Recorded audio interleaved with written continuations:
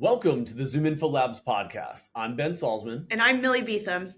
Today, we're excited to have Hilary Carpio, VP of Growth Marketing at Snowflake, on the podcast. Hilary is driving innovation at one of the most influential data platforms in the world and was kind enough to share her thoughts on building scalable ABM programs, aligning sales and marketing, and how Snowflake is using AI to better drive targeting and engagement. She also gives us a behind-the-scenes look at writing Busting Silos and why breaking down internal barriers is key to business success. Let's get into it. Welcome to the ZoomInfo Labs podcast. I'm Ben Salzman. And I'm Millie Beetham.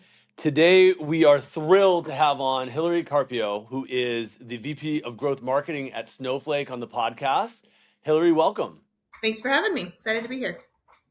Hilary is responsible for global paid media, SEO, marketing operations, as well as America's demand generation, ABM, sales development, and so much more at Snowflake. And she's also the co-author of Busting Silos, which we're really excited to talk about. But yeah, thanks so much for coming on. If you don't mind, just do maybe a quick introduction beyond what I just shared. Yeah, I mean, that's the readout for sure. My role at Snowflake. I'm a VP of Growth Marketing. I lead all things essentially revenue related on the marketing org, except for field marketing is outside of my scope, but a great counterpart to us. And I spend every day just mentoring, coaching, connecting dots, enabling, working deep in the weeds in the operation side of it as well. We are essentially a startup at heart, but an enterprise as well. So it requires all of us to be able to roll up our sleeves. Amazing. I love it. And, you are one of our favorites. You've inspired us in so many ways. So we're thrilled to have you on. It's a long time coming. Thank you so much for doing this. 100%. One of our producers at ZI Labs, Mari, said, literally all of us have the book on our desks. So this has been a long time coming. We're really excited to dig into it today. Thanks for having me. Awesome. Well, you've held various roles in the past at Fortinet and NetApp. Tell us a little bit about how these previous experiences to Snowflake shaped your approach to ABM and the way that it shaped your approach to sort of data-driven marketing broadly. Of course. Yeah, I've thought back on my career many times. And when I think about the connection between all of my roles, it's really less to do with the scope or a job description and more to do with innovation being part of my blood. I remember hearing a commercial for entrepreneurs and inventions on the radio back in the day and writing down the phone number because I was always excited and inspired to invent something new. So I've brought that spirit of innovation to any of my roles. And that's what led me into getting into more of the marketing technology, figuring out how to build processes at scale, et cetera. And all of that kind of culminated into building ABM at scale at Snowflake when I joined the company around 5.5 years ago. Awesome. And let's go deeper on that journey. When did you realize that you were sort of unsatisfied with the way marketing was being run broadly, and obviously to the point of your book of Busting Silos, that that there's sort of this inherent set of silos at many orgs, probably not just Snowflake, but just talk about that journey as it went at Snowflake. Yeah, so I actually, prior to Snowflake, was building out an account-based motion in order to simply solve a problem, right? It wasn't because ABM was something that was asked for or sought out. It was, hey, we need to target this giant list of accounts. I think it was 70,000 or something, massive list of accounts. And we need to do so in a meaningful way. And so when we started figuring out how to do that, I'm we really need the SDRs. And at that point, there wasn't a strong connection with the SDR org and the marketing org where I was at that company. And so I started building that connection. Through that, realized that I didn't know a single salesperson at the company I was working at. And that was a gap that I had, and realized, wait, we're missing a piece of this. So one of the reasons I joined Snowflake was because there was a really strong relationship with sales in place already. So I wouldn't give myself the credit to have, foreseen the massive gap in sales and marketing and have understood it at that point in my career. But as I continued to try to build and connect and innovate across the org, we learned that we couldn't do it without those connections. And so we continued, and I say we, Travis and I, and the broader marketing org at Snowflake, I've done none of this by myself, to be very clear. We continued to build those relationships, and as we built them, continued to understand how important they were. Fantastic. Oh, let's double click into that. In sort of making those adjustments or realizing that those opportunities were there to sort of essentially reach your hand across the function, what was the most challenging part of sort of transitioning your role and how you were positioning your strategies within the organization during that time? Yeah, it's interesting because, like I said, I joined Snowflake because the sales and marketing alignment was strong. We call it insane alignment with sales. but I had a strong history of bridging the gap with SDRs, and ABM and SDRs at the time were not working together. And I think that was by design previously, but the new design was to have them working together. So as we developed that, I had to keep reinventing myself, and we had to keep reinventing the team because while we have an idea of where we want to go, that doesn't necessarily mean everyone else is on board. And I think one of the things I had to learn and relearn over and over, and still to this day, is that in order to have alignment, you have to be aligned on priorities, right? But we have to be so empathetic to the other organizations that they have priorities that we may not be aware of. They have goals that they're trying to hit. And so it's really about coming back to the table and saying, where is our common ground? Where do we align on priorities? And that's something that, I think is just a maturity as a leader that I've had to learn over the years, is that it's not about pushing my agenda of what I think is right in order to align. It's walking it backward and understanding what is their agenda. How do we support sales? How do we support SDRs? And that's really a turning point in how we think about driving ABM versus how we think about driving like aligned or one team go to market. And Hilary, my next question was going to be about leadership. Did you always know that you were going to be a leader? You said you always knew you were an innovator, but sort of when did that transition to saying like, oh, actually these ideas, I think I can bring the team together and actually see sort of the success of these things through? Yeah, I mean, I've never intentionally had the sights out to be a leader of a large team. I've naturally been a leader my entire life, starting like 8th grade ASB president type leadership. I've always enjoyed like leading people. But I remember several years ago, I told my husband, who was my boyfriend at the time, I think I'm just going to be an IC forever. Like, I don't want to take on more, etc. But my hunger for knowledge and curiosity and innovation has just led me into leading people and now, mentoring others on my team, and working with them and learning from them is the greatest joy of my job. So I love being a part of a bigger team. Fantastic. I hear very similar, feel the same way. I have wanted to ask you this question in a public forum for a very, very long time. You and Travis are just like working next to one another virtually. And all of a sudden you're like, we're going to write a book. Great, let's write a book. How does that happen? How does the idea spark? How do you guys like find the time for it? Talk to us about like how it actually came to be on the ground. Yeah, again, that was never part of like the goal to write a book. The goal was to create the absolute most impact at Snowflake and be the most innovative marketing team on the planet and SDR team. And I've been super fortunate to have Travis as a partner. It wouldn't be possible without him and his team to be where we are today in the go-to-market organization. I was actually talking to our CMO at a Christmas party and sharing the different things we were working on and how we were connecting different parts of the organization using automation, et cetera, to build this machine, if you will. And it was actually her idea. She said, we've got to share this with the world. Nobody's doing this. Like, we have to get this out there. And we were also starting to get a lot of requests for podcasts and interviews and things like that in order to share. So it was a natural way to address that need in the market, really put Snowflake on the forefront to show how we were using our own product to drive the innovation we were doing. And then it was also a great career opportunity for both of us as well. So we're, I'll speak for Travis in this as well, that we're both super, super grateful for the opportunity that Snowflake gave us to write that book. And in that book, were there controversial recommendations that you made that either received pushback or sort of were objected to by folks, or did it land for the most part? Like, give us the sort of reaction from the market. Yeah, what's interesting is it's even picked up over time. So we obviously got great feedback in the beginning, but each planning season, I get this like surge of in-mail in my LinkedIn inbox, or different messages come as people kind of like pull it back out to figure out how they're going to plan. I remember when we were writing it, there were things that felt very controversial and felt like we were making a statement. I can't think of anything off the top of my head that has continued to be that.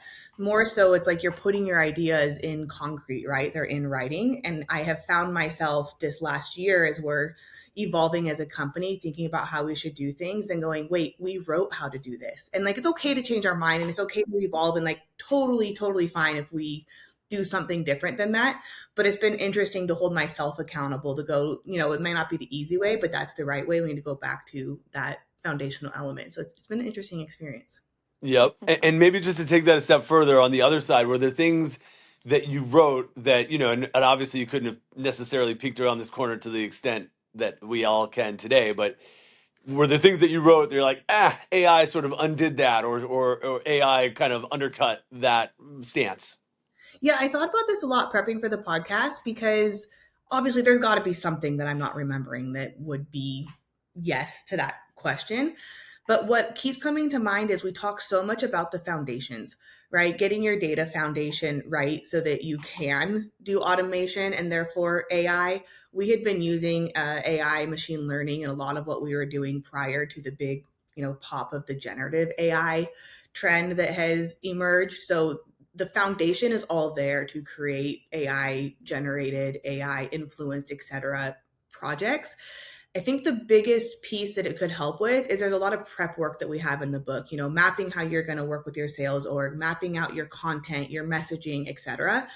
And that can be done by AI to a large part today. So I think it would more so accelerate the legwork in order to get you to the automation and scale a lot faster than we did ourselves. We did it all on, docs and spreadsheets, and that kind of thing can be done a lot quicker. We as we looked back at sort of how we were applying a lot of those principles internally at ZoomInfo, Ben and I had the same conversation, Hilary, which was like, well, are the foundational frameworks of this any different? No, don't think so. Think it's still timing, targeting, and then content. Make sure that that's as relevant as possible using the most intelligence that you have. But how long it takes to go from great, here's the set of a target accounts to I've created the messaging that's super relevant and I've executed that. Just the cycle has compressed down to like almost nothing if you have the foundation right. So it's so fascinating. Same conversation internally, and I think that's pretty incredible. Like you and Travis were so many steps ahead. We were on your personal website earlier, and you mentioned being passionate about others, helping others to be successful through mentorship. How has mentorship played a role in your career development, and maybe just talk about the way you think about mentorship broadly? Yeah, I mean, I frankly wouldn't be where I am today without people investing in me. And that's the reality of growth, is being humble enough to ask for help when you need it, right? And admitting that you don't know everything. So I have a myriad of mentors. I have a previous boss, Tim Freestone, that I worked with for many, many years across multiple companies, that he's now the AI guy. And I'll talk to him about all things innovative demand gen, or even if I have like a personnel coaching need, I'll reach out to him. I have another mentor, Gail Grasso, who I met through Stage 2 Capital. It was simply like you fill out a form, you get matched with a mentor. That was years ago. I think it was supposed to be like 6 months, and her and I still chat today, even about vacations and that sort of stuff. So I'll talk to her too about like how to better work with executives, or I'll call her if something went wrong. Hey, where do you think I went wrong? How could I do better? What's my blind spot in this? So I think it just depends on what the need is. In that sense too, my sister is a mentor of mine. She works in talent acquisition and talent development in a hospital, completely unrelated, but she's one of the best leaders I know and has helped me a lot with how to run an effective meeting, how to make a team feel engaged. So it's a village. And like I'm 10 months into having my first kid, and they say it takes a village. It takes a village in this sense also. So to whatever degree I can give back in that way, I would love to. And I'm very well aware I don't know everything. So back to the tidbit point, whatever tidbits I can give, I'd love to. So Hilary, I want to pivot a little bit into sort of how we're understanding go-to-market in AI. We've touched a little bit on it, but I want to kind of dig in a little bit deeper. Let's talk about some of the core principles. Like, I think other than busting silos, what are some of the other core growth marketing principles that you're applying day in and day out? And then I think we can also dive into like how potentially those are changing with AI. That's it's a really broad question, right? Of like go-to-market principles. So I think this can go in many different directions. At the core, go-to-market has to be aligned with the broader business needs. And that's what we're constantly working on as a team, is what is the business trying to drive? How are we contributing to that, whether it be in pipeline, whether it be in how we acquire new business, et cetera. So I think all principles have to come from that alignment to business initiatives. And then following that is how are your go-to-market peers aligning to those business initiatives as well. And that's where those pillars are going to come from. So for us, they're very specific right now, right? We know what our goals are. We know how we need to go to market. So those foundational principles are specific to our Snowflake team. But if you wanted to be generalized about it, it's alignment to business principles, alignment to sales. And I would say, efficiency across the organization. And something that I think is incredibly important is also making sure that there's a healthy, happy place to work for your team, because it doesn't matter how good your go-to-market strategy is if people don't want to be there and they're not feeling innovative and creative and excited about what they're doing. Let's double click into specifically. We'll go back to ABM. I've said something fairly controversial for a while, which is like marketing is account based, so we don't need a name around it anymore. We can just talk about it as like this is marketing. Marketing is account based today. Um, has that shifted for you? Like, do you still think about ABM as the sort of like core definition, smaller groups of accounts, omni-channel? Like, is there anything of that strategy, right, that is sort of shifting in your mind in sort of the same way that I might have that sort of more controversial view? I was just having this conversation last week with folks internally, because a lot of what we're doing in the demand organization and the digital organization is becoming so tightly intertwined with account based. And there's a lot of overlap that I think is totally fine and totally natural. The difference that I'm seeing is our ABM team is directly aligned to sales, right? We have leaders per RVP, we have alignment at the DM level and the AE level. So that's really intertwined there. When we're doing account based on the digital and demand side, it's very programmatic. And while there is alignment in the sense of like broader initiatives, we're not having one-to-one conversations in demand with the specific rep. So we're really relying on our ABM counterparts to close that feedback loop to be full funnel marketers. So we're going to continue doing this, like rely more and more on that collaboration between teams to make sure we're aligned. But we're essentially right now defining it as like 50 accounts ish. Like if you were to do one to many, 50 accounts would be ABM. If you're going on the more programmatic side, we're doing 50 to 200, 400, et cetera, accounts. So that's how we're defining it today. I don't think it really matters. Like whatever works for your organization, great. But for us, that's how we're separating it. I feel like I heard flavors of ABM, which is like really nice there, sort of evolving. Talk to us about like more broadly, like I think you shared that the market intelligence, right, has been like the market intelligence team has been such a critical factor. You were also saying that like building your core foundation, right, of data is so critical. Like Snowflake being in the position of like being the leading data warehouse and data cloud platform, like how has the software itself that you all bring to market been super additive in terms of being successful in being an operator like you are and driving these sort of more once very bleeding edge strategies within marketing? Yeah, I mean, we use our product at the core of everything we do, right? So that is, we call it Snow House. It's our own use of Snowflake. And I we didn't were, know it was called I didn't Snow know that. House. Yeah. That's yeah, cool. and we are, of course, the early adopters of Cortex, which is our AI in our platform, and many other customers as well now. But Cortex allows you to use multiple different models. So we can use Llama, we can use OpenAI, we can use anything within a secure environment. And when I think about in the earlier days when this bubble first, burst, it was like we wanted to do all these things, but you needed IT to approve them. And the security issues with the different models, obviously, we're not going to put our own data into an open model out into the world. So the ability to use our product, to use whatever model is best in class for what we're trying to do, allows us to be at the cutting edge and have a secure environment where we don't have to worry about how that data might get somewhere else. So we have access to it ourselves. I was running, we have a Cortex playground where you can actually pull up two different models, run the same query and see how they answer it differently. And, it's really interesting. So I don't use it heavily myself, other than the efficiency side of it, but our marketing intelligence team, our data science teams, et cetera, are using it every day in what we do. And we get phenomenal feedback from customers as well. Great. I feel like that's incredible. And anyone that I've met who is a peer sort of your same discipline and expertise have all said that like the power has been in their underlying data foundation and their access to that intelligence wherever it's housed.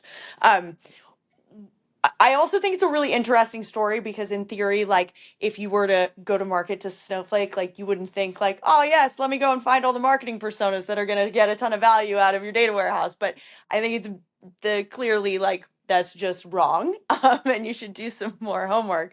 But what's one other thing that you'd tell marketers that they should be leveraging Snowflake for that they likely aren't today? Oh, that's a great question.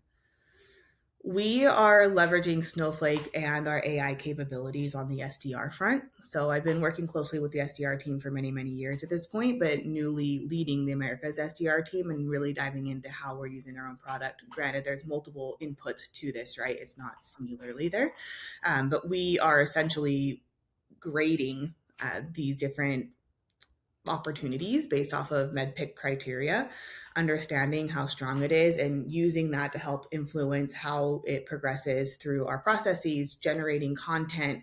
Basically, if you're an SDR, it should show up in your outreach ready to hit send, already pre-written, your contacts are there, etc.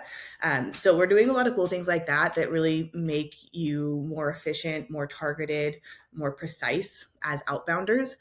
So that's something that's really exciting that I think a lot of people can learn from. And there's out of the box tools, right, as well that you can use. Yeah, and maybe going farther on AI, obviously content and SDR is a place where folks talk about it frequently.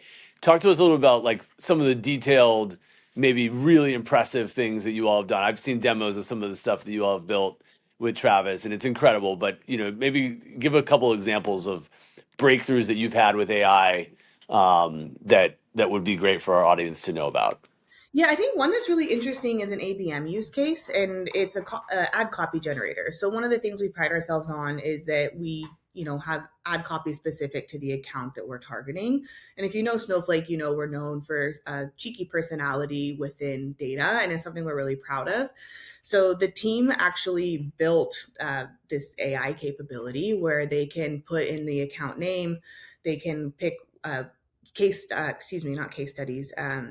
Use cases to align to, and then it'll generate copy based off of what's been successful before, what our brand messaging is. They have data, and I don't remember off the top of my head, but they have data of how successful it is compared to non-AI generated copy. And of course, you can edit it and adjust it yourself afterward, right? But I think that's a really cool use case. And then in addition to that, on the ABM front, we are using AI to help predict how likely an account is to take a meeting. So there's so much prediction on opportunity, right? But if we're focused, hey, how do we even get the first part down with helping SDRs get into get their phone call answered? They're using a predictive model in order to say, of these accounts that we want to target, which ones are most likely to take a meeting today, and then prioritizing those within the ABM function to help be more efficient and effective in what we're doing. So you think about all the ad dollars spent, it really helps us get a higher ROI. Absolutely. Wow.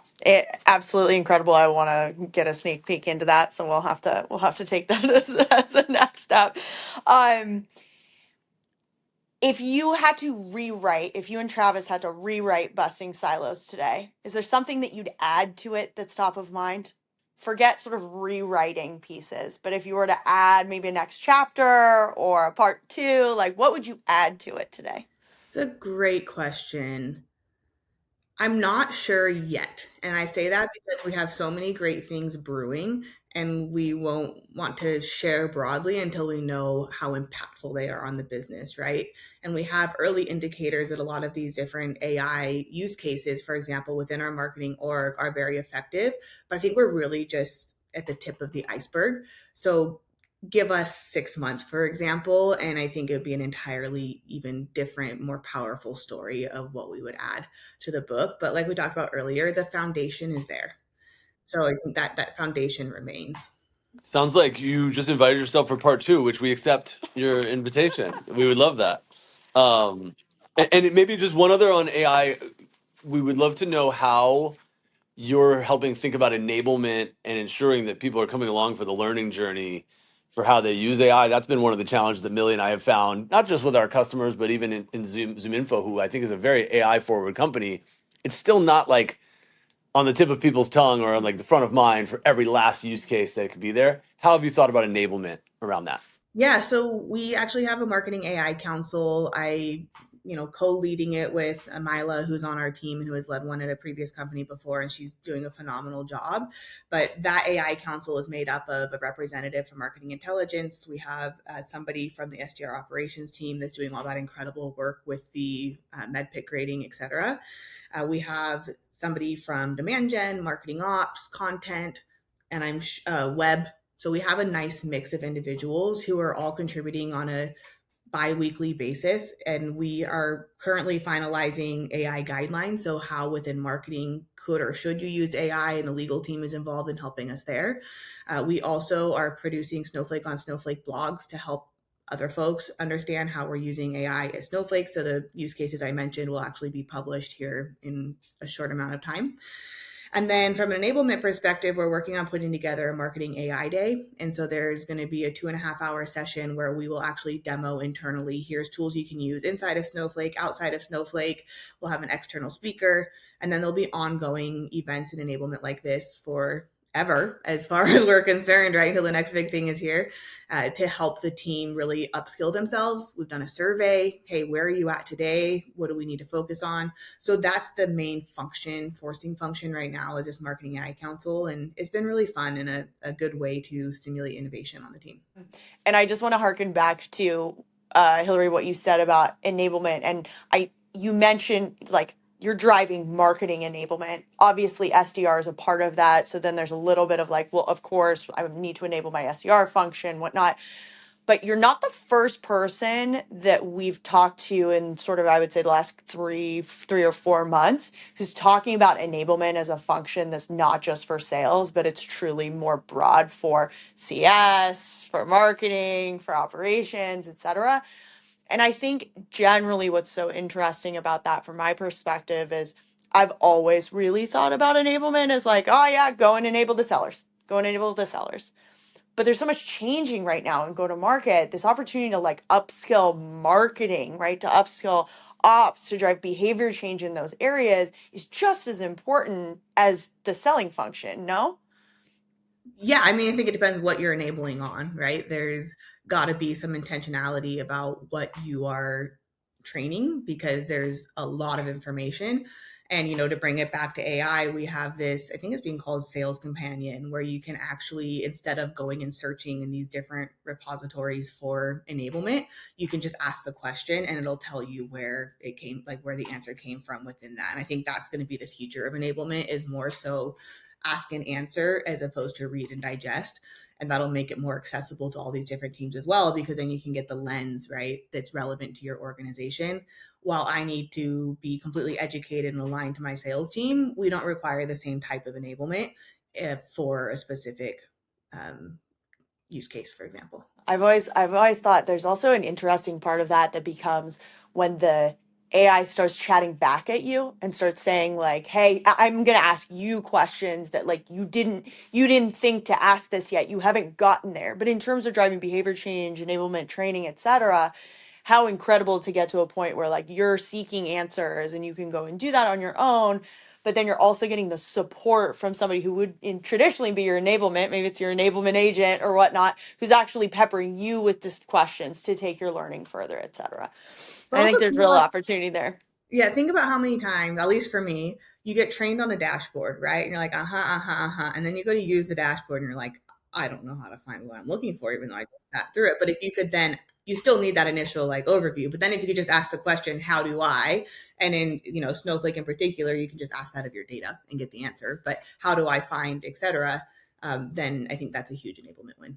One of the things that a friend of the pod, Kevin White, once said was it's all about timing, targeting, and then content in that order, and don't try to bend the laws of go to market.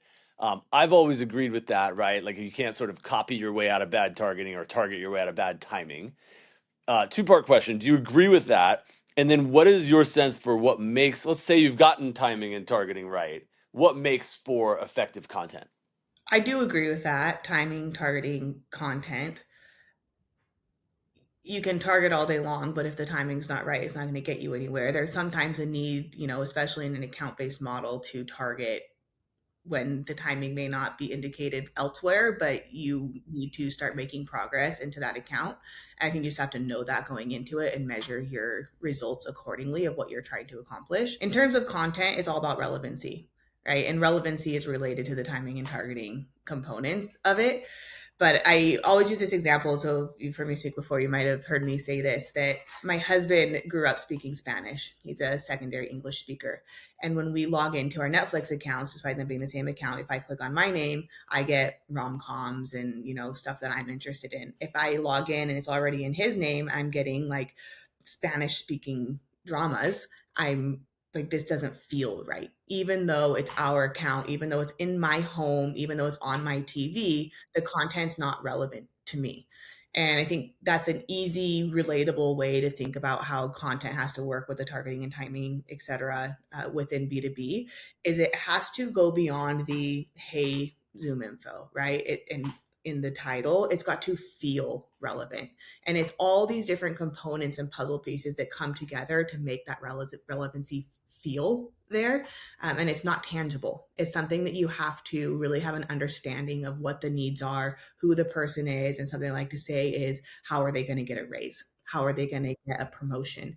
And those elements have to tie together to make this content feel relevant. You can't just slap an account name on. You can't just slap an industry on. Totally. Yeah, I think that I would say Millie and I have like gone to the end of the earth to develop frameworks around like company relevancy, person relevancy, what's the call to action? What are we actually convincing people of, all the things? But at the same time, you can do all that right, and if the look and feel isn't one that's like, this is just for me, and someone really just put their heart and soul into this, it breaks. It's this like uncanny valley, right? That happens. I was gonna say, preach, Hillary. Like, I feel like we should just like there'll be just a supercut of just that Yeah. sentiment there. But I think like even more so now, right? Like if the whole issue right now, and this is a great segue into our final little stint before we close out here. Even now, right? Even more so now, we kind of nailed outbound for a while. Like we figured out how to do it at scale and we got to some level, right, of what I would consider personalization. But it was so hard at scale to do that for most companies that we never really got to relevancy. I think now we could potentially get to relevancy. However, we're all tired of getting emails in our inboxes. So how are we going to figure out that balance between like pulling back the scale or pulling back the spam? Shout out Simon Sinek, and actually getting back to, right, that true relevancy, and that when that marketing opportunity happens or when that selling like interaction happens, that it is truly that look, that feel, and you pay attention, right, you see it through. I actually have a thought on that, and it comes back to, and it's top of mind because there's a sales rep at a vendor we work with that I've worked with for, I don't know, 2 or 3 years now, right? And there's an element of trust there. So that trust is something that can't be built overnight. It's something that has to grow over time and be earned. And so he actually sent me a message. I had sent him a note saying, "Hey, we haven't gone back to you because we have some of these other priorities we're working on. Didn't forget about you, but just want to be transparent." And he responded with, and it could have been generated from AI, I don't know, but totally understand. I also noted that you have these priorities from X, Y, and Z, and like listed out what they were for the company. And that type of message stopped me. And I was like, okay, like, let me think about what he's saying. Do I need to think about how this vendor could be contributing to those priorities as well? Had that come as a first outreach, probably wouldn't have had the same response. I probably wouldn't have stopped and like really considered and thought about what those were in great depth. But because the element of trust was there, and I know his investment in our business and understanding of our business, I think it's received very differently. And so I think that's the focus we're going to have as we move toward more and more toward AI generated outbounding, is you have to still build that human element of trust. And giving yourself an opportunity at the like second touch, the second impression, like figure out like you should have done enough in terms of brand gen such that the first impression has already been made somewhere. But when you then go in and have that opportunity to make that like one-to-one connection, it should be warm. It should have like trust behind it. And so something like that should land. That's a great example, Hilary. Thank you for sharing. So I feel like all of this, as we've discussed, is sort of culminating in a pretty like active discussion that we're seeing, online and in the market with operators like yourself. So I'll give some context around this. So there's an active discussion today in tech around there being this emerging role or function called a go-to-market architect. The role is defined as someone who is defining or codifying data-driven targeting and ICP definitions, defining relevant signals, building audiences, aligning teams around plays and programs, and ultimately architecting the workflow or process to execute against these revenue-generating opportunities. Your experience at Snowflake and everything that you and Travis have built together as the sales and marketing, right? True pair, true partnership, busting silos, like feels like the preamble to this. Do you agree? Do you see this role emerging? Like, where do we go from here? Um, and are you seeing this at similar companies? Is this coming up in the conversation today for you? Yeah, this is actually new to me. However, the concept is tried and true, right? It's exactly the foundation of how we think about one team go to market and needing to align to these signals and have that essentially champion that's bringing everything together. And I think, if a go to market architect is how it's going to manifest in the market, great. That's phenomenal. And it'll drive a lot of impact in a lot of businesses. So if that makes sense for a business, I think that's absolutely the right direction. But I think it can live in a lot of different ways, right? It can live in an innovator on your team who that might not be their full-time role, but they get how that connection works across the business. Then great, lean into it there. It can be, Travis and I think very much did play that go-to-market architect role in a large way, but I'll go back and say again, it's not just two people. There's no way that Travis and I could have done all of this on our org. There's hundreds of SDRs that are aligned to this. There's thousands of sales reps that are aligned to this. There's their CMO and CRO who have been working together tightly for years. So I think we talk in the book about find your champions and ignore your haters. And it's exactly that same line. Your champion is your go-to-market architect. Title regardless, doesn't matter. And then ignore the people that are trying to knock you down, right? Just find the people who are wanting to move forward. And those are go-to-market architects, and great. It's exciting. What's the next big shift in go to market that people are not looking, like can't see, not ready for, aren't watching for from your perspective? Hot takes? I'm going to give you a biased answer, and it's a focus on data, because I think we're all going to continue to try to do more AI in everything we do, and we're going to find that we can't be successful if we don't have a strong data foundation at the core. And I say that as a data-driven marketer, not as a Snowflake employee. I said this, probably go back on my LinkedIn, it's probably 2 years ago. I was talking about automation and saying automation is only as good as your data, because you just automate mess, right? If you don't have the right data. And I think it's the same thing that we're going to run into, or are already starting to run into across the industry, is the data foundation for AI. So whether it's not known by people, I'm not sure, but that is the focus. I think we're going to come back to all of those core foundations of enrichment and accuracy, etc., completeness. Yeah. It's such a good reminder. Like, I feel like we're starting to see like metrics and impact starting to happen from certain folks who are like actually seeing through the first like experiments where they're using these new AI tools or new models or whatnot. And I feel like your penchant is first to go to like, oh, it's the wrong model, or like, let's like adjust the prompt or whatnot. And it's like, probably that impact didn't hit, those benchmarks because your underlying data foundation wasn't correct to start. So Yeah, such a I great love that reminder. answer. Millie and I were chatting recently, like that RevOps has almost become like the digital janitor in some cases, to like have to clean up all of the mess that was created either by salespeople putting in the wrong information, a misguided marketing campaign, etc. And that data mess is really the problem of the day for a lot of folks. To your point, let's go to our traditional last question. Great. Hilary, thank you so much for coming on. You are truly like you embody a go-to-market architect, whatever this is called, engineer architect. You really are that data-driven marketer and a true, as we would put it here at ZoomInfo, like revenue operator. We're so lucky that you and Travis have continued to be great partners to us here at ZoomInfo and partners to the market on these topics. Like, honestly, not sure where we'd be without y'all. So we appreciate it. Thanks for coming on the pod today. We're going to go to our traditional question that we ask everyone at the end. Who is the smartest person you know, and what did you learn from them? So I've thought a lot about this. And when I was prepping for the podcast, I actually left it blank because I was trying to figure out who that person is. And so I'm going to take a non-traditional route of I truly believe we're only as good as the sum of our parts, right? And we have to be looking at what are our weaknesses, what do we not know, and what do other people know that we can learn from. So I'm going to say it's not the smartest person I know, but it's about the people I'm surrounded by on a daily basis, on my teams, as my mentors, as my family, etc., are the smartest people I know because they each have different strengths and intelligences. My husband has super high EQ. He's one of the smartest people I know that helps me with a lot of the personal side of business, right? And helps guide me. So not a single person, but the collection of going back to like my village. I love it. Love it. I always love to just hear new versions of the answer. We've heard like the co-founder, the spouse. We had someone from ServiceNow say ChatGPT is the smartest person they know, and you basically said the best parts of everyone you know are the smartest people that you know, and that's a great answer too. So love it. As Millie said, Hilary, we've learned so much from you over the years, and in this last hour spending time with you. Thank you so much for coming on the podcast, and we would actually really love to do this again sometime.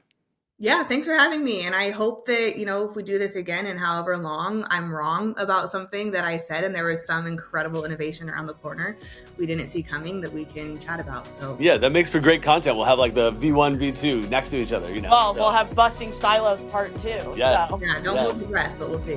Thanks so much for listening to this episode of the ZoomInfo Labs podcast. With new episodes dropping every Monday and Thursday, subscribe to the show on Apple, Spotify, or wherever you get your podcasts. You can follow me and Ben on LinkedIn and visit zoominfo.com/labs to get in touch.